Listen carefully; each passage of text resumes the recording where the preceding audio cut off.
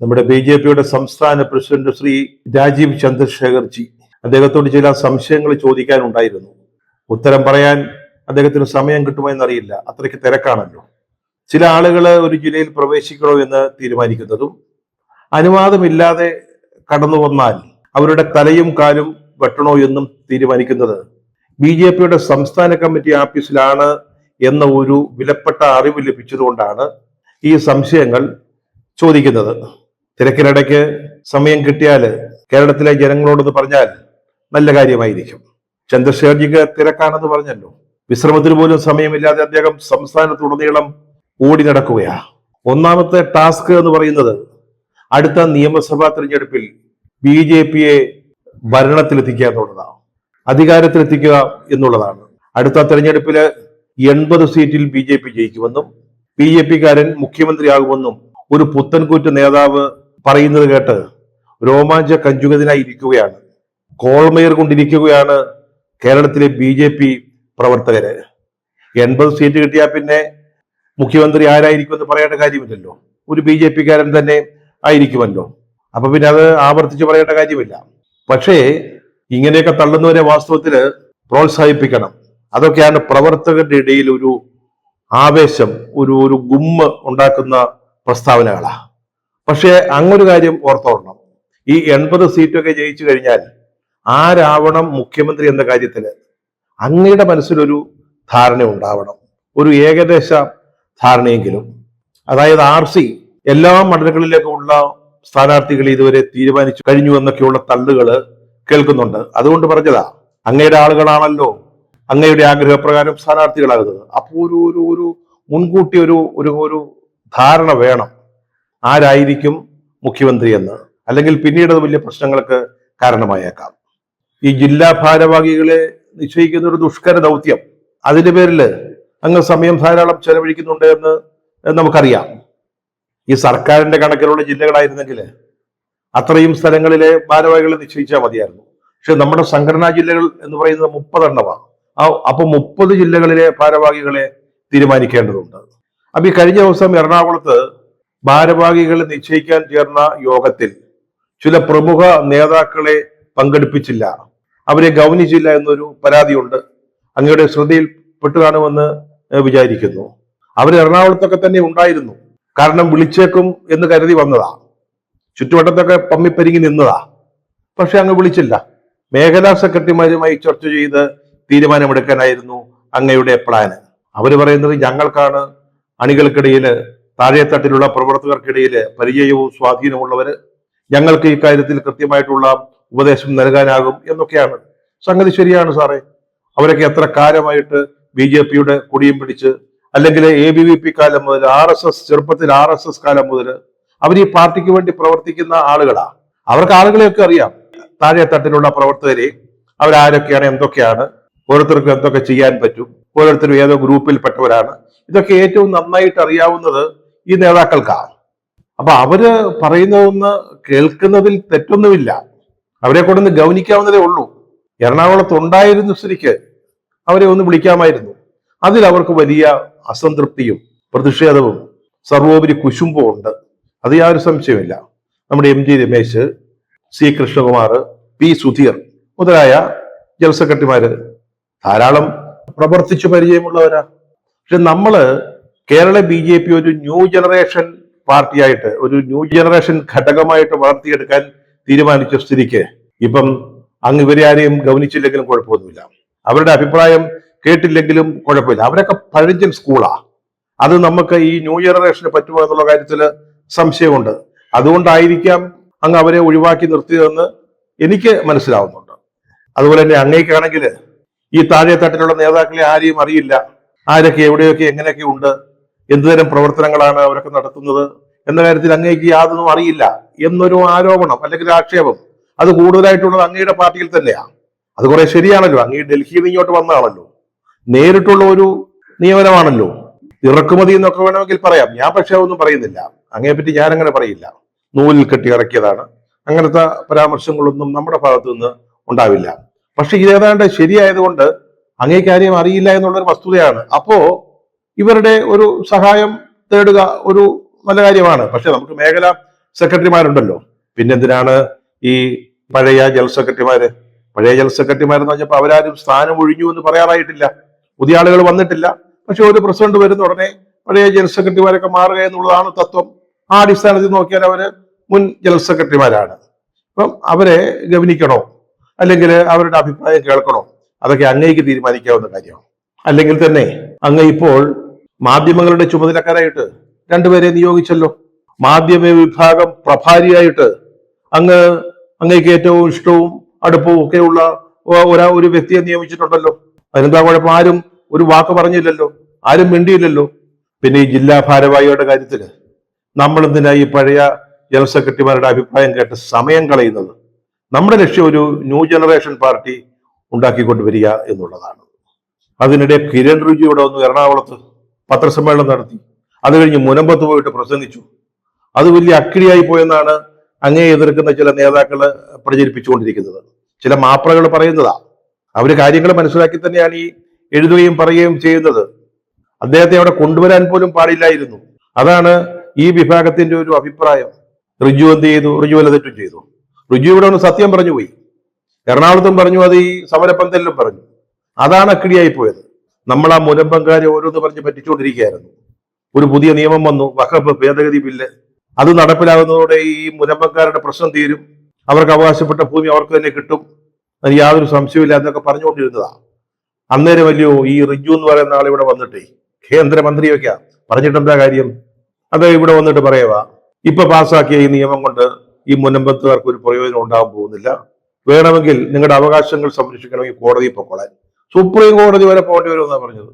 Supreme കോടതി ചെന്നിട്ട് നിങ്ങൾക്ക് നിങ്ങളുടെ ഭൂമിയിലുള്ള അവകാശം വാങ്ങിക്കാം. അദ്ദേഹത്തെ ഇവിടെ കൊണ്ടുവരിക പോലും ചെയ്തതായിരുന്നു എന്നാണ് ചിലർ പറയുന്നത്. നമുക്ക് നേരത്തെ അറിയാമായിരുന്നു അദ്ദേഹം ഇവിടെ നിന്ന് ഈ സത്യം പറയുമെന്നുള്ളത്. പക്ഷെ പ്രസിഡന്റ് അങ്ങേക്ക് ഒരു കാര്യം ചെയ്യാമായിരുന്നു. അദ്ദേഹം അങ്ങോട്ട് ട്രാക്ക് വിട്ട് പോകുന്നത് മനസ്സിലാക്കിയപ്പോ ഒന്ന് തോണ്ടിയിട്ട് ചെവി പറയാമായിരുന്നു, ഇനി ഈ കാര്യം കൂടുതൽ വിവരിച്ച് പറയണ്ട എന്ന്. അത് അങ്ങയുടെ ഭാഗത്ത് പറ്റിയൊരു ചെറിയ മിസ്റ്റേക്ക് ആയിട്ടാണ് തോന്നുന്നത്. ഈ കിരൺ റിജിജു വന്നിട്ടുണ്ടാക്കിയ പ്രശ്നങ്ങൾക്ക് ഒരു പരിഹാരം വരാനുള്ള ഒരു ഡാമേജ് കൺട്രോള്, അതൊക്കെയാണല്ലോ ഒരു നമ്മുടെ ഒരു നവീന മാനേജ്മെന്റിന്റെ ഒരു രീതി എന്ന് പറയുന്നത്. അതുകൊണ്ട് ഇപ്പോൾ അങ്ങ് ഇവിടെ നിന്ന് ഒരു 15 പേരെ മുനമ്പത്ത് നിന്ന് ഡൽഹിയിൽ കൊണ്ടുപോയി അവരെ മോദിയെ കാണിച്ച് പ്രശ്നങ്ങൾക്ക് ഒരു താൽക്കാലിക പരിഹാരം ഉണ്ടാക്കാൻ അങ്ങ് ആലോചിക്കുന്നുണ്ടെന്ന് കേട്ടു. അത് ഈ മാപ്രകള് പറയുന്നതാ, മാധ്യമ പ്രവർത്തകരെ. നല്ല കാര്യമാണ്. പക്ഷെ ഒരു കാര്യം ചെയ്യണം, ഇവര് പാവത്തങ്ങളാണെന്ന് വിചാരിച്ചിട്ട് രാജധാനിയിലോ കേരള എക്സ്പ്രസിലോ ഡൽഹി ജയന്തി ജനതയിലൊന്നും കയറ്റിവിടരുത്. അവരെ വിമാനത്തെ തന്നെ കൊണ്ടുപോകണം. ചെറിയ ചെലവുള്ള കാര്യമാണ്. 10-15 പേർക്ക് വിമാനക്കൂലി കൊടുക്കണം, അങ്ങോട്ടും ഇങ്ങോട്ടും. അവിടുത്തെ താമസ സൗകര്യങ്ങള് നല്ല കാര്യമാണ്. ഇവർക്കാണെങ്കിൽ ഡൽഹിയൊക്കെ ഒന്ന് കാണുകയും ചെയ്യാം. ഈ ഡൽഹി ദർശനം പോകുമ്പോഴേ ഡൽഹി മാത്രമാക്കരുത്, ആഗ്ര വരെ താജ്മഹലൊക്കെ ഒന്ന് കണ്ടുപോരട്ടെ. അതിന് നമ്മുടെ പണിക്കേഴ്സ് ട്രാവൽസിനെ ഏൽപ്പിച്ചാൽ മതി. അതാവുമ്പോൾ വലിയ കുഴപ്പമില്ല, നമുക്കറിയാവുന്ന ആളുകളാണല്ലോ. പക്ഷെ ഒരു സംശയം ചന്ദ്രശേഖർജി, ഇപ്പൊ ഇവിടെ ഈ ഒരു നിയമം വന്നു, ആ നിയമത്തിൽ ഇവർക്ക് രക്ഷയ്ക്കുള്ള ഒരു വകുപ്പും ഇല്ലെന്നാ പറയുന്നത്. പിന്നെ പ്രധാനമന്ത്രിയെ കൊണ്ട് കാണിച്ചിട്ട് എന്താ പ്രയോജനം?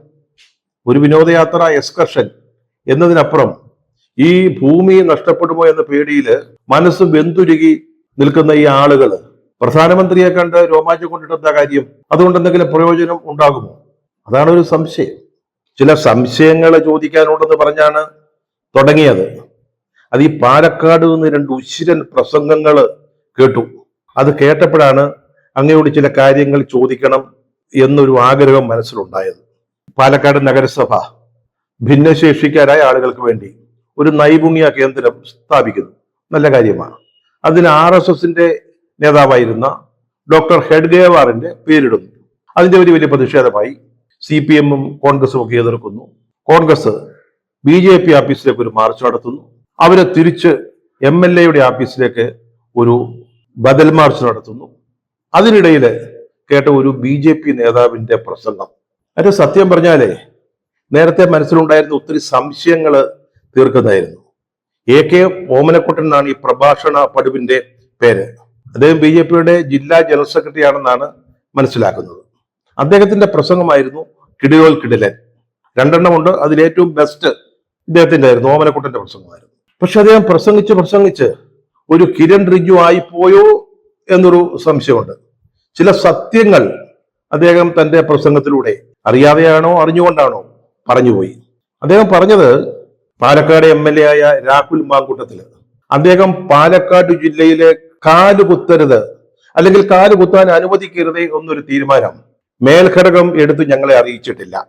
മേൽഘടകമെന്ന് ജില്ലാ കമ്മിറ്റി സെക്രട്ടറി പറയുമ്പോൾ അത് സംസ്ഥാന ഘടകമാണല്ലോ.